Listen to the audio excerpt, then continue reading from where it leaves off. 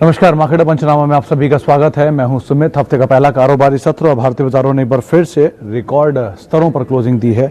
Nifty लगातार 11वें दिन record स्तरों पर बंद हुआ है और इंट्राडे में करीब 14,498 यानी करीब 14,500 का नया ऑल टाइम हाई हिट करते हुए दिखाई पड़े। आज का दिन रहा आईटी स्पेस के नाम, खासतौर से टीसीएस के नंबर्स के बाद पूरे स्पेस के अंदर एक स्ट्रांग बज क्रिएट हुआ और इन्फोसिस अपने ऑल टाइम हाइस पर पहुंचा। विप्रो में एक जोरदार तेजी रही। Tech Mahindra, HCL Tech, mid cap में माइंट्री जैसी कंपनी, टाटा एलेक्सी जैसी कंपनी जहां पर एक जोरदार तेजी बनते हुए दिखाई पड़ी।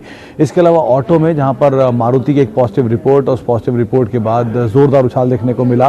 फिर M&M, टाटा मोटर्स जो बाजार में बज है उसके चलते एक अच्छा खासा उछाल देखने को मिला। बजाज ऑटो से शेयरों में एक जोरदार तेजी देखने को मिली और FMCG जिसको HUL लीड कर रहा था पिछले सत्र की तेजी और आज की तेजी में, कोलगेट जहां पर एक अच्छी खासी खरीदारी आज के सत्र में बनते हुए दिखाई पड़ी और बाकी पूरा FMCG पैक भी एक अच्छे सपोर्ट के साथ कामकाज कर रहा था। इसके अलावा निफ्टी आईटी जो कि लगातार तेजी में है, 2 सत्रों में ही महज करीब 7% का एक जोरदार उछाल ये इंडेक्स दिखा चुका है। ऑटो इंडेक्स में भी लगातार तीसरा दिन है जबकि आज तेजी का रुख बनता हुआ दिखाई पड़ा। हालांकि आज बैंकिंग स्पेस में थोड़ा दबाव था, मिड कैप स्पेस में आज बहुत ज़्यादा फायरवर्क नहीं था, वहाँ पर भी कुछ हद तक प्रेशर बनता हुआ दिखाई पड़ा। लेकिन निफ्टी बैंक ये लगातार चौथा दिन है जबकि वहाँ प्रेशर रहा। रिलायंस जहाँ से प्रेशर आ रहा था 1900 के नीचे आज ये पहुँचता हुआ दिखाई पड़ा और मिड कैप इंडेक्स जो कि लगातार 8 दिनों की एक जोरदार तेजी दिखा रहा था, उन 8 दिनों की जोरदार तेजी के बाद आज कुछ हद तक यहाँ पर प्रॉफिट टेकिंग आते हुए दिखाई पड़ी। तो ओवरऑल एक और शानदार सत्र रहा फ्रंटलाइन इंडेक्स में, स्पेशली आईटी स्पेस के लिए, जहाँ पे एक नंबर्स के चलते खरीदारी का दौर देखने को मिला और साथ साथ ऑटो भी कुछ हद तक सपोर्टिव आता हुआ दिखाई पड़ा। चलिए अब सवाल जवाब का सिलसिला शुरू कर लेते हैं। सबसे पहला सवाल गोदरेज कंज्यूमर पर राजकुमार साहब का और कैडिला पर भी। राजकुमार साहब, गोदरेज कंज्यूमर रिसेंटली इनके सेल्स के एक आंकड़े उन्होंने जारी किए थे कि किस तरह की Q3 के नंबर्स आए हैं। नंबर्स हालांकि साउंड थे लेकिन बाजार कुछ हद तक उसे पहले से बचाए बैठा था। कुछ बाइंग आई है उन लेवल से और बहुत लंबे समय से गोदरेज कंसोलिडेट भी कर रहा है। आप एटलीस्ट उन नंबर्स के ग्राउंड पर तो इसके अंदर बने रह सकते हैं। वैसे भी कंपनी बुरी नहीं है लेकिन आप समय दे सकते हैं तो उसमें ज़रूर बने रहिए। और कैडिला ऑब्वियस ही बात है, एक अच्छी फार्मास्यूटिकल स्पेस की कंपनी है, दिग्गज है अपने स्पेस में और कई सेक्टर्स में और कई जो इसके सब सेगमेंट्स हैं उनमें लीडर भी है। तो आप एटलीस्ट दोनों कंपनी बने रह सकते हैं। ऐसा फिलहाल ऐसा कोई प्रॉब्लम यहाँ नहीं दिखाई पड़ रहा है। इसके अलावा टाटा मोटर्स पर सचिन चावड़ा साहब का एक सवाल है। सचिन जी, आज एक खबर बाजार में थी कि एक टेस्ला के साथ टाई अप हो रहा है। हालांकि बज़ है, प्योर बज़ है, हर्ड ऑन द स्ट्रीट है, ऐसी कोई पुष्टि नहीं है इस खबर की कहीं से भी, लेकिन एक इस टाई अप की खबरों के बीच में शेयर चलना शुरू हुआ और 10% के आसपास का उछाल दिखा रहा है कि ये टेस्ला के साथ टाई अप कर सकता है और टेस्ला इंडिया में जो भी प्रोडक्ट बनाएगी वो टाटा मोटर्स के थ्रू बनाएगी। अभी तक इस खबर की पुष्टि नहीं है, तो अगर पुष्टि नहीं आती है तो ज़रूर प्रॉफिट टेकिंग आएगी, लेकिन अभी इस खबर के चलते आज उछाल देखने को मिला। मीडियम टर्म में CLSA की रिपोर्ट, 220 रुपये का टारगेट, ये लगातार इस पर बातचीत भी हुई है, तो आप उसी हिसाब से इसमें बने रह सकते हैं। अच्छा, आगे बढ़ते हैं। एक सवाल है ट्राइडेंट को लेकर SK तोहित साहब का। तोहित साहब, ट्राइडेंट के नंबर कुछ ही दिन में आने वाले हैं और मार्केट इसकी डिस्काउंटिंग भी शायद करे जल्दी। अब इसका एक डिस्काउंटिंग प्रोसेस भी शायद बनता हुआ देखें। करीब 16 रुपये 15 रुपये के रेंज में ही शेयर अभी कामकाज कर रहा है। बड़ी मूव इसने दिखाई है रिसेंटली, 11-12 रुपये से चलकर रादर 7 रुपये से कहेंगे 14 रुपये आया था, लेकिन उसके बाद 11-12 से इसमें तेज़ मूव आया, तो अभी कंसोलिडेट कर रहा है। हो सकता है कुछ और मूव बनता हुआ दिखाई पड़े, आप उसके हिसाब से उसमें कॉल लीजिए, लेकिन नंबर्स पे नज़र रखिए क्लियरली। कैडिला पे हम बातचीत कर चुके हैं। अच्छा, should be book profit in IT share और वेट? मित्तल साहब, स्पेसिफिक स्टोरी है। TCS में नंबर आ चुके, सारे प्रोसेस डन हो गए, बाय बैक हो गया, नंबर हो गए, तो अब शायद प्रॉफिट टेकिंग आए। एक इन्फोसिस अपने ऑल टाइम हाइस पर है, नंबर्स को ही डिस्काउंट कर रहा है। टाटा एलेक्सी अच्छे नंबर आए तो डिस्काउंट कर देगा प्रॉफिट की, ऑलरेडी 30% का मूव दे चुका है ये पिछले कुछ एक दिनों में। हैप्पीएस्ट माइंड जो भी चलना शुरू हो रहा है तो वहाँ की सिचुएशन कुछ और ही बनेगी। टेक सोल्यूशन जैसी कंपनियों में एक सडन स्पाइक आया था, वो भी निकल सकती है नीचे की तरफ। तो अलग अलग स्टॉक्स पे सिचुएशन बनते हुए दिखाई पड़ेगी, आप उसके अकॉर्डिंग कॉल लीजिए। विप्रो में भी हो सकता है कि थोड़ी सी प्रॉफिट टेकिंग बनते हुए दिखाई पड़े, तो आप अकॉर्डिंगली और अपने रणनीति, अपने नज़रिए के हिसाब से, अपने उसके हिसाब से ही आप फैसला यहाँ पर ले सकते हैं। आगे बढ़ते हैं। एक सवाल है प्रभाकर साहब का टेक सॉल्यूशंस को लेकर।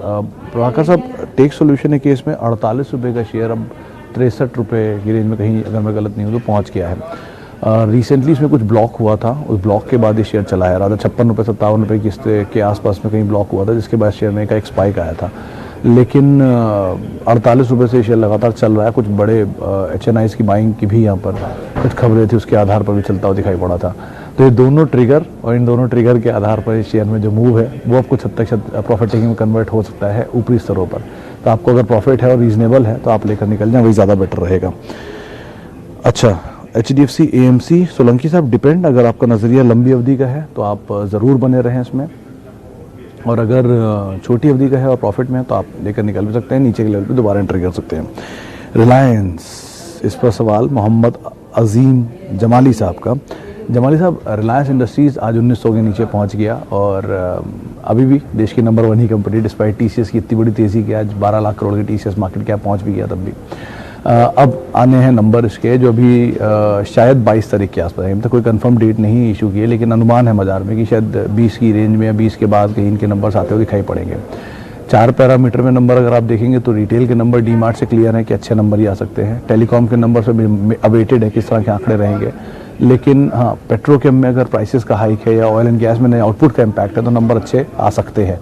ये भी मार्केट का अनुमान मान के चल रहा है और इस भाव पर हर बुरी चीज़ को ऑलरेडी डिस्काउंट कर चुका है। आप भूले नहीं कि 2450 का हाई और वहाँ से शेयर 1890 या 1900 की रेंज में तो ऑलरेडी 25% करेक्ट हो चुका है, निफ्टी का सबसे बड़ा स्टॉक। तो अब बहुत बुरी चीज़ें तो उसमें डिस्काउंटेड हैं। अब यहाँ से डाउन साइड की उम्मीद बहुत ज़्यादा लगती भी नहीं है। कोई भी बुरी खबर अगर आती है बड़ी से बड़ी तो बाजार उसको एक झटका देके वापस खींचेगा। तो आप अभी तो एटलीस्ट बने रह सकते हैं और अगर नीचे मिले तो आप एक्यूमुलेट भी कर सकते हैं। और वैसे भी ब्रोकरेज हाउसेज यहाँ पे 2250 या 2300 के टारगेट्स यहाँ पर दे भी रहे हैं। लुपिन पर तरनजीत सिंह का एक सवाल है। सिंह साहब, लुपिन में बड़ी तेज़ी तो आप देख ही चुके हैं। 1008 ही रिसेंटली कल परसों में जो लो बनाया था वहाँ से खींचा है इसको और आज 1070-75 तो पहुँचा ही दिया शेयर को। 2-3 चीज़ें हैं ब्रोकरेज हाउसेज में, मतलब जो डीलर्स में बज़ हो रही है वो तो ये है कि 1150 भी आ सकता है नियर टर्म में मोमेंटम के आधार पर। लेकिन एक तरफ ये भी काउंटर व्यू है कि लुपिन से आप निकल के औरोबिंदो फार्मा देख सकते हैं कि ऑलरेडी लुपिन बड़ी तेज़ी आ चुकी है, औरोबिंदो फार्मा बाकी है। ये चल इसलिए रहा है कि बाजार में एक बज़ था कि इनकी बहुत बड़ी दवा को मंजूरी मिलने वाली है, जिसके आधार पर चलना शुरू हुआ है। खैर, लेकिन अब आप अगर नहीं एंटर करा तो आप औरोबिंदो फार्मा को देखिए, वहाँ थोड़ा रिस्क रिवॉर्ड बेटर है। और अगर आप एंटर्ड हैं तो आप स्टॉप लॉसेस क्लोज ही रखें और 1135 एक टारगेट रखिएगा मीडियम टर्म के लिए। लंबी अवधि के लिए ऑब्वियसली बात है, एक अच्छी कंपनी आप बने ही रह सकते हैं इसके अंदर। FSL पर धवन साहब, ट्राइडेंट पे हम बातचीत कर चुके हैं। FSL को लेकर अब बहुत बड़ा मूव आया है इसमें। आप 50-55 रुपये से शेयर चलता हुआ आज 100 रुपये के ऊपर पहुंच चुका है। उस टाइम पे डिविडेंड डील बहुत अट्रैक्टिव थी, इसीलिए बाजार ने इसको एक वैल्यू भी दिया। कुछ बस भी थी कि एक्सेंचर ऐसा कोई बिजनेस खरीद सकता है, जिसके आधार पे चलना शुरू हुआ था। तो बेटर यही है कि अगर आप रीजनेबल प्रॉफिट में हैं तो थोड़ा थोड़ा करके निकल सकते हैं। बेटर साइड पर अब हैप्पीएस्ट माइंड दिखाई पड़ रहा है, नीचे के लेवल पर है। बर्गर किंग देख सकते हैं, अगर एक झटका और नीचे का दे दे तो एंकर बुक खाली हुई है इसकी, आज थोड़ी बहुत, कल और इम्पैक्ट आएगा। तो 2-3 झटकों के बाद आप नीचे इसको ले सकते हैं। तो इस तरह की कंपनीज को आप फोकस करें। FSL से आप एक बार को निकल भी सकते हैं। अच्छा,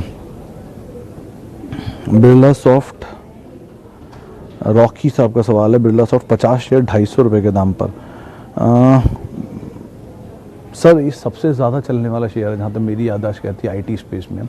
तो वैसे तो ये कंपनी ने अच्छा रिटर्न दिया है। अगर आपके पास है और प्रॉफिट भी है तो आप एटलीस्ट पार्शियल लेकर निकल सकते हैं। अगर आपके पास है और प्रॉफिट नहीं है तो आप कुछ समय और अभी वेट भी कर सकते हैं, क्योंकि IT में बस तो है या नंबर्स भी इसके आने, तो नंबर से पहले थोड़ा मूवमेंट आएगा। लेकिन एक बहुत बड़ी तेज़ी IT में आई है और बहुत कम टाइम में आई, तो शायद थोड़ी सी प्रॉफिट टिकेगा है। तो आप उसको कॉल पे उसको ज़रूर ध्यान में रखिएगा। IT में सेलेक्टिवली अलग अलग स्टॉक रिएक्ट करेंगे अलग अलग तरीके से। बाजार में खबरें हैं कि विप्रो में शायद प्रॉफिट टेकिंग हो सकती है, बाजार में खबरें कि इन्फोसिस में और तेज़ी आ सकती है, हैप्पीएस्ट माइंड चल सकता है, TCS में प्रॉफिट टेकिंग आ सकती है। तो डिपेंड करता है कौन से साइड पे किस स्टॉक में आपकी रणनीति है, तो आप अकॉर्डिंगली उसमें कॉल लीजिएगा। अच्छा, इन्फोसिस, चटर्जी साहब, वैसे तो बाजार में तेज़ी की बातचीत है अभी नंबर से पहले, लेकिन अब आपका नज़रिया क्या उस पर डिपेंड करता है। अगर आप लॉन्ग टर्म रखते हैं तो ऑब्वियसली वेल्थ क्रिएटर रहा है। शॉर्ट टर्म है तो आप रीजनेबल प्रॉफिट में हाफ प्रॉफिट लेकर निकल सकते हैं। बिल्कुल ही ट्रेडिंग आपका हिसाब है तो फिर तो आप निकल ही सकते हैं कि ऑब्वियसली आदत बड़ी तेज़ी आई है तो शायद थोड़ी बहुत प्रॉफिट टेकिंग आए। लेकिन शॉर्ट पे अभी कोई जाना चाह नहीं रहा है किसी भी IT कंपनी में, डिस्पाइट नेगेटिव न्यूज़ के भी। तो आप अभी तो एटलीस्ट बने रहें, लेकिन अपनी रणनीति अपनी नज़रिए के हिसाब से ही आप तय करिएगा। लेकिन स्टॉप लॉसेस क्लोज रखिएगा। अगर आप प्रॉफिट में हैं तो आप 10 रुपये 20 रुपये नीचे का स्टॉप लॉस रखें और अगर वो क्लिक हो जाए तो रुक जाइए, फिर दोबारा नीचे की तरफ आप एंट्री कर सकते हैं। अच्छा, आगे बढ़ते हैं। प्रियंका जी का सवाल है एलटी फूड्स के ऊपर। प्रियंका जी, अभी रिसेंटली खबर थी कि वियतनाम ने पहली बारी इंडिया से चावल खरीदा इन डिकेड और सो। वैसे तो ये खबर पॉजिटिव है राइस स्पेस के लिए। अब रियलाइजेशन कैसा रहता है, कैसा दाम मिलता है, कैसी ट्रिगर बनते हैं आगे, उस पर डिपेंड करता है। लेकिन हाँ, तो चावल कंपनियों में आमतौर पे बजट के आसपास कुछ भी फैसले आते हैं तो मूव आएगा। तो अभी तो आप बने रहिए, इस क्वार्टर के नंबर भी ठीक ठाक ही दिख रहे हैं इनके, बने रहिए आप। प्रॉफिट अगर आपको मिलता है तो आप थोड़ा थोड़ा करके निकलती जाइएगा और कोशिश करिएगा बजट से पहले पूरी तरह से इसमें से एग्जिट कर जाए और कैश पे बैठें। फिर नीचे मिले कुछ तो आप वहाँ पर एंट्री कर सकती हैं। अच्छा, दीपक जी का सवाल है कि लॉन्ग टर्म इन्वेस्टमेंट शेयर और ईटीएफ। देखिए दीपक जी, हमेशा मैंने एक ही बात बोली इसी प्लेटफॉर्म पे, Reliance, TCS, Infosys, HDFC bank और एचयूएल, ये 5 नाम हैं जो इंडिया की टॉप 5 कंपनीज हैं। इनमें से कोई भी कंपनी आप एसआईपी फॉर्म में ले सकते हैं कभी भी। एसआईपी फॉर्म मतलब आज 2, अगले हफ्ते 2, अगले हफ्ते 2, 4, 6, 8, जैसे आपका एपेटाइट हो, या हर महीने खरीद सकते हैं। ये आपको कभी टेंशन नहीं देंगे, इजीली आपकी वेल्थ क्रिएट करते रहेंगे। और आप देख भी लीजिए एचडीएफसी बैंक कैसा चला, इन्फोसिस कैसा चला, टीसीएस कैसा चला। आपको लग रहा हो इतना चल गया, आप कैसे चला, तो नीचे भी कभी मिलेगा तब आप ले लीजिएगा। और साथ साथ गोल्ड ईटीएफ। तो ये 3-4 चीज़ों का आप एक पोर्टफोलियो काइंड ऑफ बना लीजिए और उसके अकॉर्डिंग अपनी कॉल लीजिए, वो ज़्यादा बेटर है। मिड कैप में जो उस कंपनी या उस सेक्टर की लीडर है उसमें जाइए। जैसे पीडीलाइट हुआ, एक अच्छा लीडर है, उसमें आप जा सकते हैं। बालकृष्ण इंडस्ट्री हुआ, अपने सेगमेंट का लीडर, उसमें जा सकते हैं। जुबिलेंट फूड हुआ, नीचे अगर मिल जाए तो वहाँ पर उसमें जा सकते हैं। तो हर कंपनी के लीडर को पकड़िए, चाहे वो फ्रंट लाइन का हो या मिड कैप का, और उसमें पैसा डालते रहिए over a period of time. कोई ऐसी ट्रबल नहीं आनी चाहिए। चलिए, इसी नोट के साथ फिलहाल अब मार्केट पंचनामा को ये समेटते हैं। जिनसे हम बातचीत नहीं कर पाए उनसे माफ़ी, और जिनसे हमने बातचीत की उनका बहुत बहुत शुक्रिया हमारे साथ जुड़ने के लिए, अपने सवाल पूछने के लिए। आप मेरे साथ जुड़ सकते हैं @सुमित रिसर्च मेरा ट्विटर हैंडल है। नमस्कार।